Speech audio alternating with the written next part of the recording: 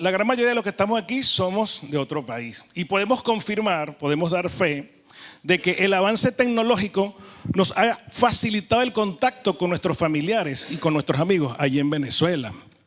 Cuando nosotros seguimos a una persona en las redes, podemos saber cómo están. Por ejemplo, cuando yo llegué aquí, podía poner las fotos de mi hija para que mi familia, mis padres, pudieran ver el crecimiento de la niña. Y así muchos de nosotros vamos publicando cosas o vamos viendo cómo están las cosas en nuestro país. A través de las redes podemos informarnos, incluso hay noticias y tal, pero por lo general en las redes, que es un poquito más íntimo, ¿no? más sencillo, nos conectamos para conocer un poco lo que sucede en nuestros países. Esto es un beneficio, porque además no solo podemos ver cómo van las cosas, cómo está la persona, podemos saber cómo está anímicamente, cómo es su estado de ánimo. También obviamente sabemos hasta lo que la persona publica, hasta lo que la persona permite que se sepa. Pero además podemos interactuar con las personas a través de las redes. Podemos interactuar a través de los comentarios, podemos interactuar a través de los likes. ¿Se acuerdan de los likes? Podemos interactuar a través de los emoticones, es que le dicen. Esta mañana hablábamos de eso, ¿no? Podemos interactuar a través de los emoticones. Si yo quiero decirle a alguien que le quiero, le mando un corazoncito, ¿no? Si yo quiero decirle, mandarle un abrazo, le mando el icono de abrazo. Incluso a veces decimos Dios te bendiga con la manito así. Y hay quienes, por ejemplo, yo envío una tacita de café, seguro el Virgi también lo hace, ¿no? Para decir, que salud, yo qué sé, que disfruta tu café, como digo yo, ¿no? Y así sucesivamente nos vamos, estamos en interacción con las personas. Eso puede ser un beneficio. De alguna manera el avance tecnológico nos ha facilitado el contacto con las demás personas, pero al mismo tiempo la tecnología también nos puede alejar. Porque muchas veces, yo recuerdo que antes cuando yo llegué a este país, para yo poder comunicarme con mis padres, teníamos que hacerlo a través de vía telefónica. Y recuerdo que muchas veces, ¿cuántos recuerdan los teléfonos públicos? Habían teléfonos públicos en la calle y yo me esforzaba por buscar moneditas para meter las monedas y poder llamar desde allí. Y llamaba directamente y hablaba con ellos directamente. Hoy en día, con el WhatsApp podemos hacer una llamada desde la comodidad de nuestro móvil o del ordenador. Es una ventaja, ¿verdad? Hoy en día podemos hacer una llamada, hoy en día podemos enviar mensajes de texto o incluso hay quienes ahora les gusta más mensajes de voz. No sé si se han dado cuenta, pero las llamadas telefónicas han desaparecido. Muy poca gente llama por teléfono. Se nos es más cómodo hablar vía mensaje de voz. ¿Cuál es la ventaja? Que si yo envío un mensaje, la persona no tiene que estar en línea. A veces yo llamaba a mis padres y si no estaban en la casa no me podía comunicar, no podía decirles nada. Pero con el mensaje de voz es una ventaja. Pero también hay una desventaja, que a veces leemos el mensaje, lo recibimos, lo oímos, pero por nuestro afán del día a día no lo respondemos. Entonces, aunque tenemos una facilidad para contactar, al mismo tiempo se corta la comunicación. No hay una conexión, iglesia. Y lamentablemente, la koinonía, la comunión entre las personas cada vez se está deteriorando. La gente está sumergida en el internet, la gente está sumergida en su móvil. Yo voy en el tren a veces, cuando me subía en el tren, no había una sola persona que no estuviera mirando su móvil. No había una sola. Hay gente que va a los bares a tomarse un café juntos y cada uno está con su móvil conectado con otra persona. Se han ido deteriorando las relaciones entre las personas. Y lamentablemente la iglesia está adoptando esa modalidad con respecto a su relación con el Señor. Estamos trabajando, algunas veces hay personas que trabajan, siguen a Jesús, pero a través de una pantalla del móvil. Siguen a Jesús, pero con un límite, a través de una pantalla del móvil. ¿Por qué? Porque se conectan al internet, oyen prédicas, pero ni siquiera se congregan en la iglesia de donde están recibiendo la prédica. Y en ninguna otra iglesia, no se congregan en ninguna iglesia. Hay otros que leen un versículo bíblico y son capaces de compartir un versículo bíblico sin ni siquiera leer la palabra.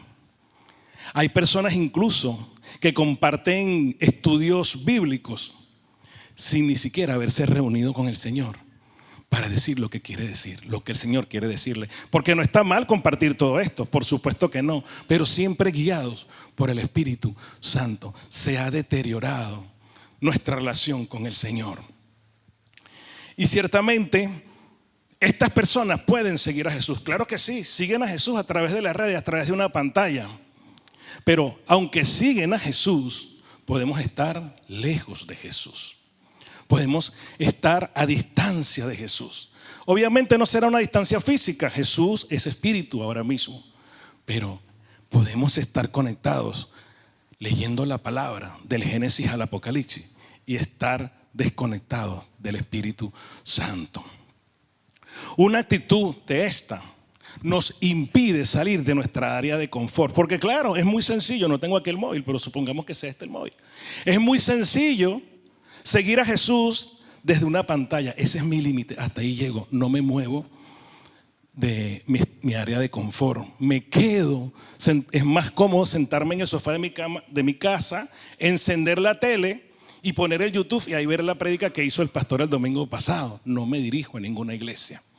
Es más cómodo que otra persona me diga de qué hablaron en la prédica, qué versículo trabajaron, en lugar de yo ir a la Biblia a leerlo. Eso es un estado de confort. Entonces esa actitud nos impide salir de allí. Y más aún, esa actitud nos aleja, en lugar de acercarnos, nos aleja más del Señor. Eso no quiere decir que porque hagamos eso, el Señor no nos ame. Dios te ama, iglesia. Con tus defectos, con tus imperfecciones, con tus errores, Dios te ama. Dios nos sigue amando, no nos ama más o no nos ama menos porque nosotros nos distanciemos de Él, no. Y en su infinita misericordia, el Señor nos ha dejado en su palabra. ¿Qué nos ha dejado? Todo lo que tiene para nosotros. Nos ha dejado en su palabra todo lo que tiene para nosotros, todo lo que dice que somos. Somos hijos de Dios. Dios nos ha dejado en su palabra todo lo que Él quiere que hagamos. Por eso todo lo que tenemos, todo lo que somos y todo lo que hacemos es gracias a ¿quién? A Dios. Y en particular, en esta casa se ha trabajado en el libro de Juan. Y gloria a Dios por el libro de Juan. ¿Cuántos le dan gracias a Dios por el libro de Juan? El libro de Juan nos ha enseñado desde que Jesús comenzó su ministerio y ya casi estamos terminando. Ya casi estamos llegando al momento de la crucifixión de Jesús. Y hemos aprendido desde que Jesús inició su ministerio. En esta casa se está trabajando en la visión, conociendo a Jesús. Y en particular el texto que acabamos de leer nos habla de un personaje conocido como el otro discípulo. Conocido como el otro discípulo, y el Señor quiere en esta mañana que analicemos, que veamos, que meditemos en este personaje, porque ciertamente el libro de Juan nos ha enseñado que nuestro principal modelo, ¿quién es? Jesús. Jesús debe ser nuestro principal modelo, nuestro principal ejemplo a seguir. Sin embargo, el Señor habla en el libro de Juan de otros discípulos y en particular dice el otro discípulo. Entonces, vamos a estudiar un poco cuál es la actitud del otro discípulo. Principalmente porque el otro discípulo amaba a Jesús. Bueno, en realidad todos los discípulos de Jesús amaban a Jesús. Bueno, hay uno que no, ya lo sabemos, ¿verdad? Judas, pero no vamos a hablar de él. Pedro amaba a Jesús, Andrés amaba a Jesús, Tomás, a pesar de sus dudas, amaba a Jesús. Todos los discípulos amaban a Jesús. Pero el libro de Juan no nos está hablando del amor de los discípulos por Jesús. Ese no es el tema principal en el libro de Juan. El libro de Juan nos habla del amor de Jesús por sus discípulos y por toda la humanidad. Que ese es el verdadero amor. En realidad el amor de nosotros hacia Dios es un amor humano. ¿Se acuerdan? Alguna vez hablamos de eso. Es un amor imperfecto, el amor de los discípulos también. El verdadero amor del que habla el libro de Juan es el amor de Jesús, que fue mostrado en una cruz. La semana pasada vimos cómo Jesús manejó su dominio propio, bajo su dominio propio, pudo enfrentar una situación difícil que le venía. Él sabía que iba a ser arrestado en el Getsemaní, ¿se acuerdan? Y sin embargo Jesús fue al Getsemaní. Y en este texto de hoy hemos visto que finalmente Jesús fue apresado.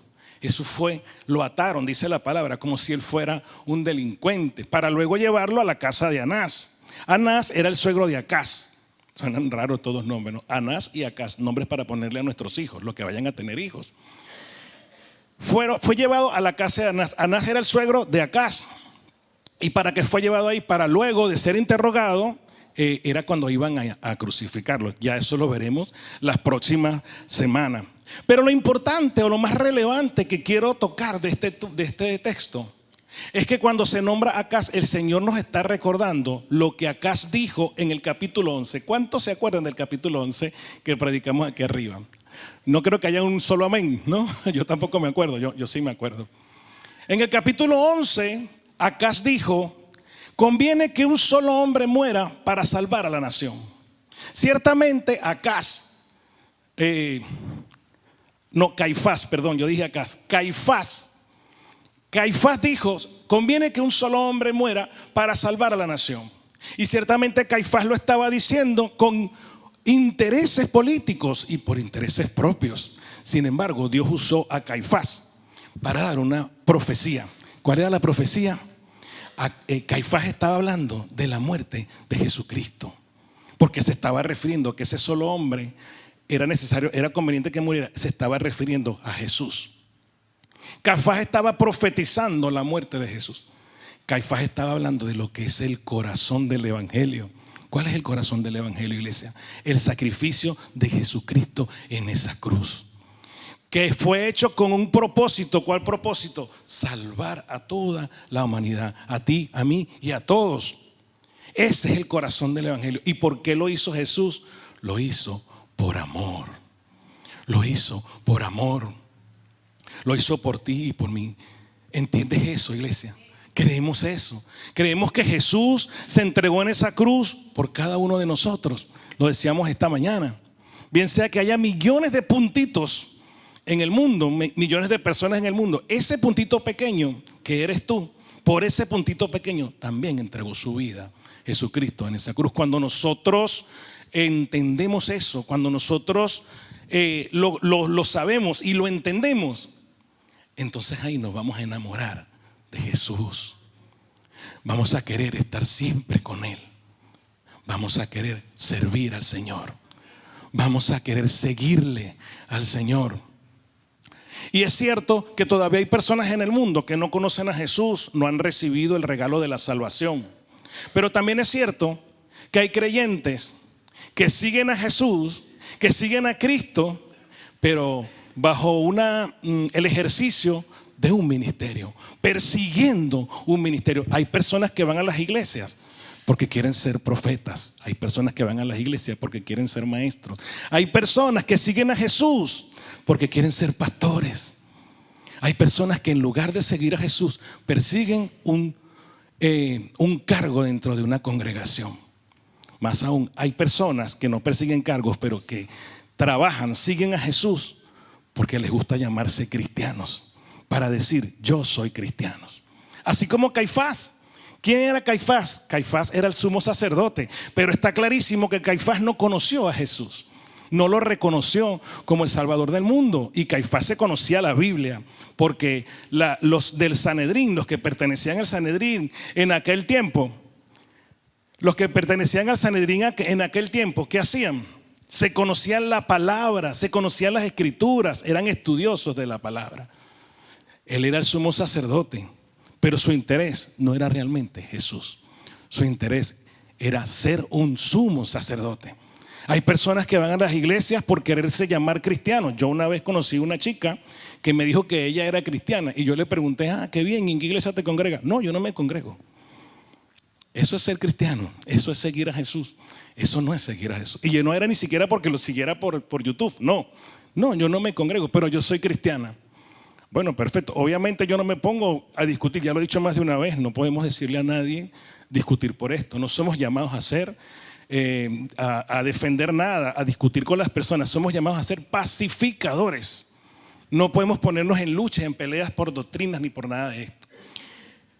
Caifás era el sumo sacerdote y hoy en día hay personas que persiguen, que siguen a Jesús simplemente por esto. Es evidente que seguir a Jesús de esa manera es no amar a Dios.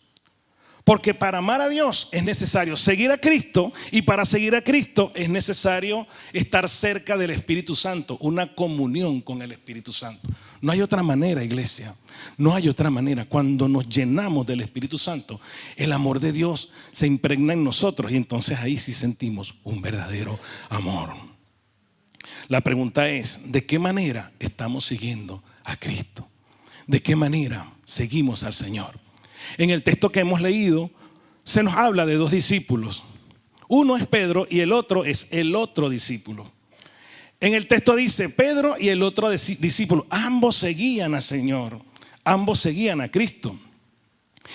Se presume, o los estudiosos de la palabra, la gran mayoría ha determinado que ese otro discípulo era Juan. Te voy a explicar por qué.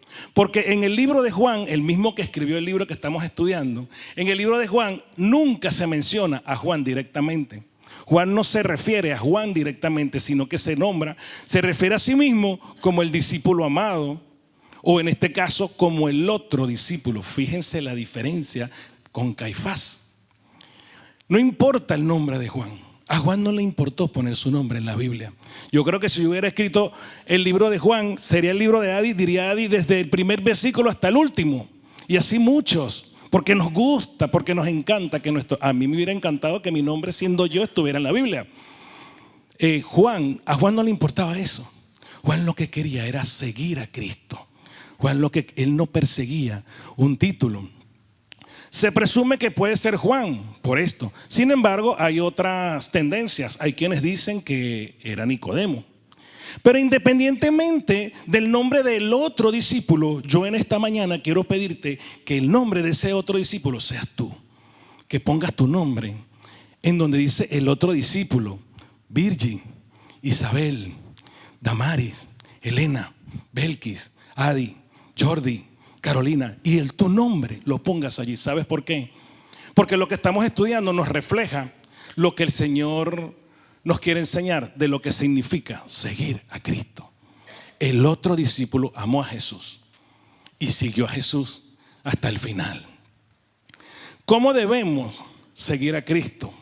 Lo que el texto nos plasma, nos enseña, es que para seguir a Cristo es necesario hacerlo con valentía y sin miedo. Seguir a Cristo es seguirlo de cerca y no de lejos, no a distancia, no poniendo una pantalla delante de nosotros, porque eso no es seguir a Cristo. Cuando hablamos de valentía, se refiere a lo siguiente: si analizamos lo que hizo el otro discípulo dice que apenas llegó a la casa del sumo sacerdote, entró con Jesús al patio del sumo sacerdote. ¿Qué hizo Pedro? Se quedó en la puerta. Sí, es verdad. La principal causa por la que Pedro se quedó en la puerta es porque Pedro no tenía acceso al patio del sumo sacerdote. Voy a explicarlo mejor. Ese lugar solamente estaba reservado para personas conocidas y para personas autorizadas. Pedro no tenía autorización para entrar al patio del sumo sacerdote. Mientras que Juan, por ser conocido del sumo sacerdote, Juan entró al patio del sumo sacerdote. Ciertamente Pedro no tenía autorización, pero conocemos a Pedro, ¿verdad? Pedro era impulsivo. ¿Cuántos se acuerdan? ¿Cuántos han leído la vida de Pedro? Pedro era muy impulsivo, pero Pedro fue el hombre que le dijo: si eres tú, Señor, mandan que yo esto. Señor, yo, todo era Pedro, siempre está. Pero allí, que no lo dejaban entrar, podríamos suponer que él hubiese hecho algo para entrar.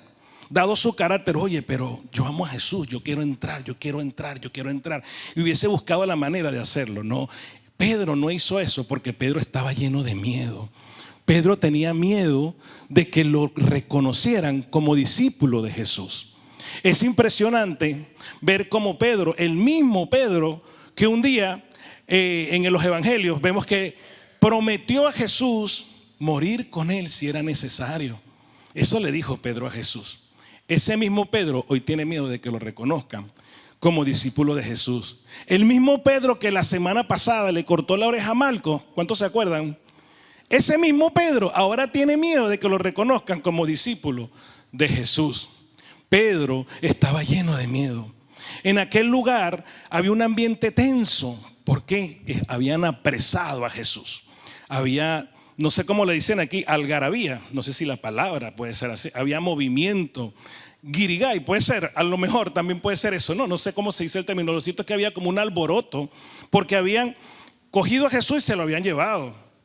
Había un ambiente tenso en aquel lugar. Obviamente era normal que Pedro sintiera miedo. Si lo reconocían como discípulo de Jesús, lo podían matar. Sin embargo, el otro discípulo sí que entró directamente porque usó sus influencias para entrar. Pero ¿qué pasa? El otro discípulo no sentía miedo. Por supuesto que también sentía miedo, porque también corría el riesgo de que lo reconocieran como discípulo de Jesús. Si al otro discípulo lo reconocían como discípulo de Jesús, también podían matarlo. Sin embargo, él usó sus influencias para entrar. Dice que la portera estaba allí, una criada, una servidora, estaba en la puerta. Y por supuesto, como el otro discípulo conocía al sumo sacerdote, lo dejó entrar. Y esa portera reconoció a Pedro. Podría haber reconocido también al otro discípulo, o cualquiera pudo haberlo reconocido. ¿Cuántas veces nosotros, en el ambiente donde nos desenvolvemos, en nuestro trabajo, en nuestra comunidad, en nuestra ciudad, en nuestra universidad, muchas veces donde hay un ambiente que no es el ambiente al cual estamos acostumbrados cuando venimos a la iglesia, un ambiente que se vuelve tenso porque la gente no cree en Cristo, porque la gente no cree en Dios? ¿Cuántas veces hemos actuado como Pedro? ¿Cuántas veces hemos sentido el miedo a ser rechazado por la fe que practicamos y no nos atrevemos a abrir la boca para decir que somos cristianos? ¿Cuántas veces no hemos hecho eso o podríamos hacerlo? Así como Pedro. Por eso no debemos juzgar a Pedro. Pero fíjense una cosa, cada uno de nosotros, cuando estamos afuera, por supuesto, somos libres. Aquí adentro nos sentimos mucho más libres, porque dentro de la iglesia todos somos cristianos. Pero afuera también es necesario que practiquemos el evangelio.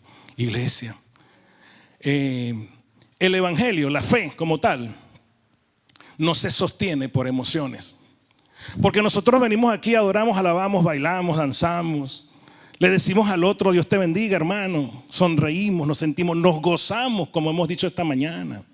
Aquí adentro hacemos todo eso. Esas pueden ser emociones, pero las emociones no sostienen la fe. La fe se fortalece en medio de las dificultades. ¿Qué hizo el otro discípulo? Mantuvo la fe. El otro discípulo usó sus influencias, pero el otro discípulo también se arriesgó a entrar al patio de la casa del sumo sacerdote con valentía. Eso se llama valentía. Iglesia, para seguir a Cristo es necesario ser valientes. Y sabes una cosa, la palabra dice que no se nos ha dado espíritu de cobardía. O sea que cada uno de nosotros podemos ser valientes. Para seguir a Cristo necesitamos ser valientes. ¿Y qué más necesitamos?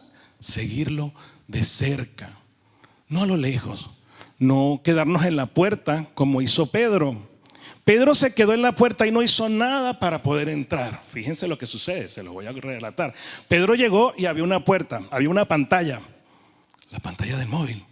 Había una puerta y Pedro se quedó allí y no hizo el intento por pasar, no pidió que lo dejaran pasar, no hizo nada, se quedó ahí temblando. En el momento en que Pedro se queda en la puerta, porque obviamente los dos discípulos, cuando a Jesús se lo llevan, los dos discípulos van caminando hacia donde llevan a Jesús.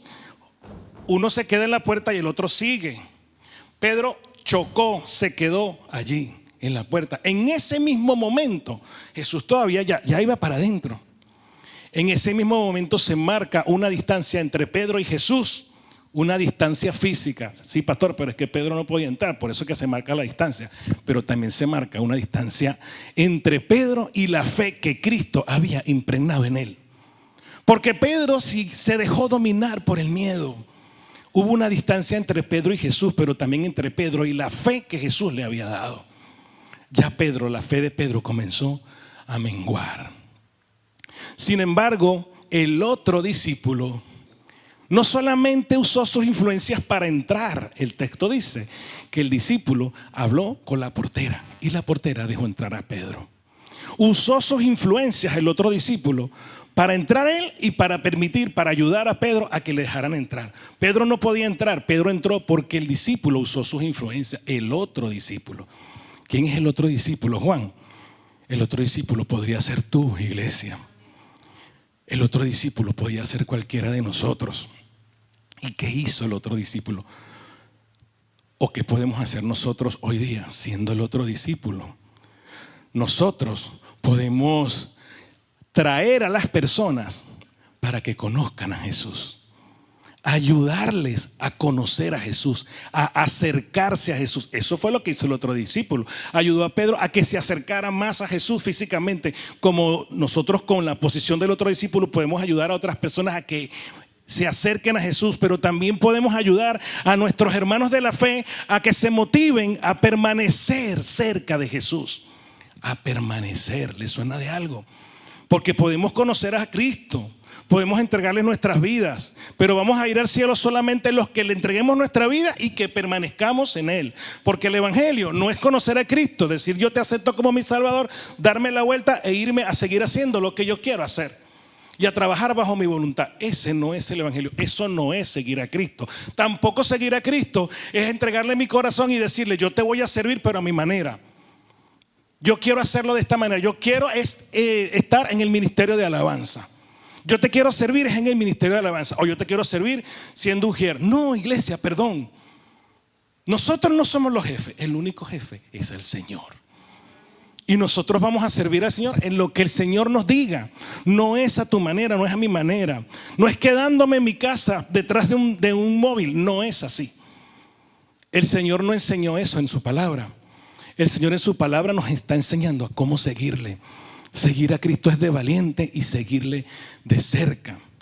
Y ayudar a mi hermano a que también cuando está desmotivado, cuando lo veo caído, darle la mano, tenderle la mano y ayudarlo a entrar.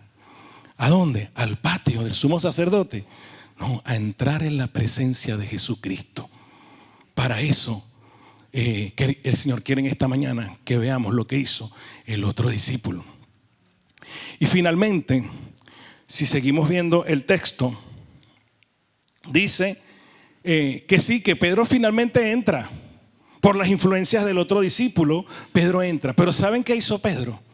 Pedro llegó a la puerta, al patio del sumo sacerdote, y habían unos alguaciles y unos siervos que por el frío habían encendido una fogata, habían encendido fuego. Pedro llega al patio del sumo sacerdote y se acerca a donde están estos señores. Y con ellos empieza a calentarse para pasar desapercibido. Todavía estaba muerto de miedo. Estaba dentro y Pedro se acerca a donde están ellos y se mezcla entre ellos para que pasara como si él fuera también de ellos. Pero Pedro era discípulo de Jesús. Pedro era un seguidor de Cristo. Pedro no era un alguacil. Pedro no era uno de los siervos de los que estaban planificando la muerte de Jesús desde que comenzamos a trabajar en el libro de Juan. Esas personas que estaban encendiendo aquella fogata, poco les importaba lo que estaba pasando con Cristo adentro. Poco les importaba lo que le iba a pasar a Jesús. ¿Se sentía cómodo Pedro en medio de aquellas personas? Pedro también tenía frío. Todos los que estaban allí tenían frío. Pero Pedro, ¿dónde buscó calentarse? ¿Dónde buscó el calor? Lo buscó en las personas equivocadas. Lo buscó en las personas que le tengo que decir, eran enemigos de Jesús. Pedro buscó el calor con los enemigos de Jesús. Y nosotros, cuando nos sentimos alejados del Señor, ciertamente cuando nos sentimos de alguna manera que no tenemos fuerza, que el camino del cristiano es difícil. ¿Cuántos están de acuerdo con eso? El camino del cristiano es difícil, no es fácil. No es fácil ser cristiano en un mundo donde reina la maldad. En un mundo donde el príncipe de este mundo sembra la maldad en las personas para que nos ataquen, para que nos dañen. No es fácil ser cristiano. Y sin embargo, el otro discípulo defendió. Mientras que Pedro, ¿qué hizo? Se fue a buscar el calor en el mundo. ¿Qué hacemos nosotros cuando nos sentimos así? Buscamos la solución en el mundo. El mundo nos ofrece Muchas oportunidades, muchísimas. Iglesia, pero ten en cuenta que todas esas oportunidades son pasajeras. Ninguna oportunidad de las que nos da el mundo nos va a llevar al cielo. ¿Por qué buscar el calor en el mundo? ¿Por qué mezclarnos con el mundo para dar solución a nuestros problemas, para satisfacer nuestros deseos? Y voy a volver a repetir lo que una vez dije. El mundo no son las personas. Las personas que están en el mundo, tú y yo también estamos en el mundo, pero no somos del mundo. Esto no significa que no podemos tener amistades que no son cristianas. Por supuesto que podemos tener amistades que no son cristianas. De hecho, yo aconsejo que hagamos eso, amistades, pero ¿con qué objetivo? Con el objetivo de predicarles la palabra de salvación, el evangelio de salvación. No para mezclarnos nosotros con ellos, no para mezclarnos nosotros con ellos y buscar el calor en la discoteca. No para mezclarnos nosotros con ellos y practicar lo que el mundo nos está diciendo con respecto a muchos temas actuales, que no voy a hablar de ellos, pero que muchos de nosotros sabemos lo que le están enseñando a los niños en los colegios. No practicar, no apoyar estas cosas. El decir que no nos mezclemos con el mundo es que nosotros no podemos estar de acuerdo con los principios y valores que está sembrando el mundo. Porque la realidad, los principios y valores que nosotros tenemos son los que están en esta palabra, en la palabra de Dios. Amén, iglesia. Este es nuestro manual de vida. Nosotros no podemos practicar lo que el mundo dice, lo que el mundo hace. Pedro se mezcló. Iglesia, para seguir a Cristo hay que ser valiente. Hay que hacerlo de cerca y de espaldas al mundo. De frente a la cruz, mirando a la cruz como estamos trabajando, mirando a la cruz, mirando a Jesús, siguiendo a Jesús, conociendo a Jesús. Voy a decirlo en el orden que lo hemos trabajado, conociendo a Jesús y mirando la cruz, mirando la cruz, mirando la cruz. Si me caigo me levanto porque Cristo me levanta, porque mis hermanos me tienden la mano y me ayudan a levantarme, pero siempre hacia adelante para llegar a la meta. Y cuando digo de espaldas de espaldas al mundo, es porque cuando nosotros vamos de frente a la cruz, la parte de atrás es lo que quedó atrás de nosotros. Cuando nosotros entregamos nuestra vida a Cristo, ¿qué dice la palabra? Que somos nuevas criaturas. El pasado queda atrás. Ya el Señor ni se acuerda de tus pecados. Si tú te acuerdas, yo te tengo que decir, olvídalos. Porque el Señor no se acuerda de tus pecados. Cristo perdona. Mi hija me dice, Cristo perdona, pero la gente se acuerda. La gente se acuerda de sus pecados y no de los suyos, sino de los demás, del de los demás. Y se encargan de recordárselo. Cuando lo juzga, cuando lo critica, es que la pasada vez tú hiciste esto, es que tú hiciste aquello. Nos gusta mucho eso. Pero Cristo no se acuerda de tus pecados.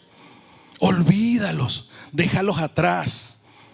Deja el mundo atrás. Las prácticas del mundo, que se queden en el mundo. Tú practicas la palabra de Dios. Seguir a Cristo es de valientes. Es de cerca. Es de espaldas al mundo. Para ser valiente es necesario seguir a Cristo. Pero para seguir a Cristo es necesario ser valiente. Una cosa y la otra van de la mano. La palabra nos dice que la valentía viene del Señor. La valentía no es nuestra. Ningún ser humano es valiente. La valentía viene del Señor. Y el día que tú entregaste tu vida a Cristo, que dice la palabra que no se te dio espíritu de cobardía. El Espíritu Santo está en cada uno de nosotros. O sea que ya tenemos una parte, ¿no? ¿Somos o no somos valientes? ¿Podemos actuar con valentía? Sí, podemos actuar con valentía porque tenemos al Espíritu Santo. Pero la otra parte era, para seguir a Cristo es necesario ser valiente, pero para ser valiente es necesario seguir a Cristo. Cuando nosotros seguimos a Cristo, ya que tenemos al Espíritu Santo, ¿qué necesitamos para seguir a Cristo? Oír la voz del Espíritu Santo, escuchar la voz del Espíritu Santo. Él es el que nos va a guiar, Él es el que nos va a enseñar el camino correcto, a tomar las decisiones correctas. Él es el que nos va a llevar a permanecer comunicados con Jesucristo. no es la pantalla de un móvil, no es la pantalla de un ordenador. Pedro se quedó a la puerta, no te quedes tú en la pantalla. No nos limitemos a ser cristianos de nombre, de título, de cargo ministerial.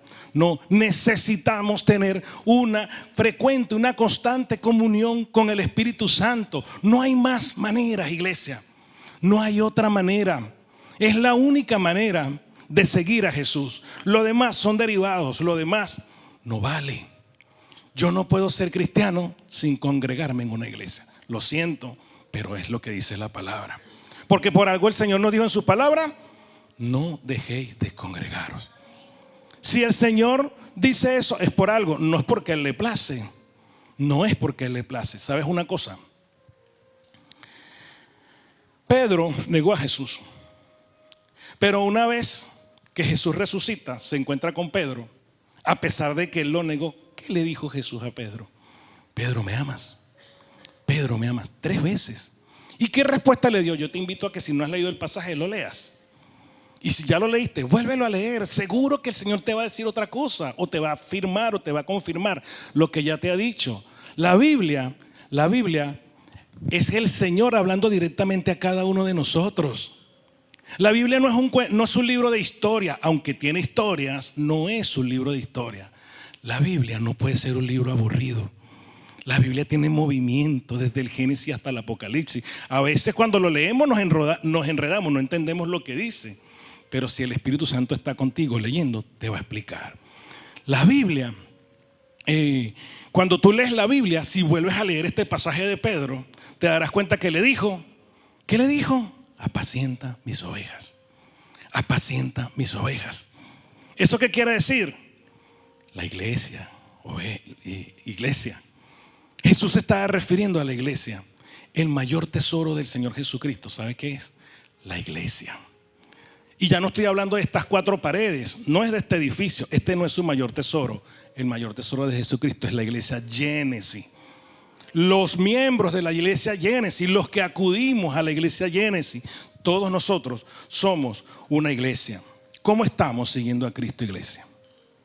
¿Estoy intentando seguir a Cristo de cerca o sin compromiso? Cuando aceptamos a Cristo en nuestro corazón, lo aceptamos como nuestro Salvador y como nuestro Señor. Eso quiere decir que le servimos a Él. Tenemos un compromiso con el Señor.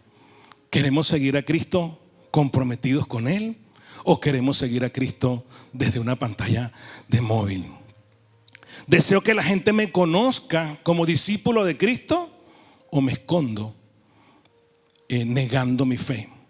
¿Cómo estamos siguiendo a Cristo? Ya para finalizar, se presume o se dice, como dije antes, que el otro discípulo era Juan. Y yo quiero creer que era Juan. A mí también me parece que era Juan. Yo te voy a contar, o ya a lo mejor tú ya lo sabes, cómo terminó Juan. O bueno, cómo continuó Juan después que Jesús fue crucificado o cuando iba a ser crucificado. Juan ayudó a que Pedro pasara, pero más adelante lo vamos a estudiar. Finalmente Juan, en el libro de Mateo nos habla que Juan estaba ¿a dónde? A los pies de Cristo cuando Él estaba en la cruz. A los pies de Cristo, o sea, más cerca no podía estar del Señor. Juan estuvo cerca del Señor. ¿Dónde? En el lugar que le correspondía, en los pies de Cristo. ¿Dónde estás tú ahora, iglesia? ¿Dónde estás? Sí, sentado aquí en la silla, pero ¿dónde está tu corazón? ¿Estás a los pies de Cristo? ¿O estás a los pies de tus propios intereses? ¿A los pies de tu propia carne? ¿A los pies de tu beneficio? Peor aún, ¿o estás a los pies de lo que te dice el mundo? Juan terminó cuando Cristo fue crucificado. Cuando puedan leer el pasaje lo leen. Jesús le dijo: ahí está tu madre. Madre, ahí está tu hijo. Hijo, ahí está tu madre. Juan estaba al lado de la madre de Jesús, en los pies de Cristo, cerca de Cristo. Y después de eso, fíjense que estamos leyendo hoy, que estamos trabajando el libro de Juan. Juan siguió siendo usado por el Señor para enseñarnos a través del libro de Juan. ¿Quién es el otro discípulo, iglesia? ¿Qué distancia tenía ese discípulo con Juan? Y hoy en día, ¿eres tú el otro discípulo? ¿Podría ser tú el otro discípulo? ¿Qué distancia tienes con el Señor? ¿Qué distancia tenía Juan con el Señor? ¿Qué distancia tenía el otro discípulo con Jesús? ¿Qué distancia tienes tú siendo el otro discípulo? ¿Qué distancia tienes con el Señor? Que Dios te bendiga, discípulo. Que Dios te bendiga, te guarde y que el Señor nos ayude a que esta palabra entre en nuestro corazón y la pongamos en práctica.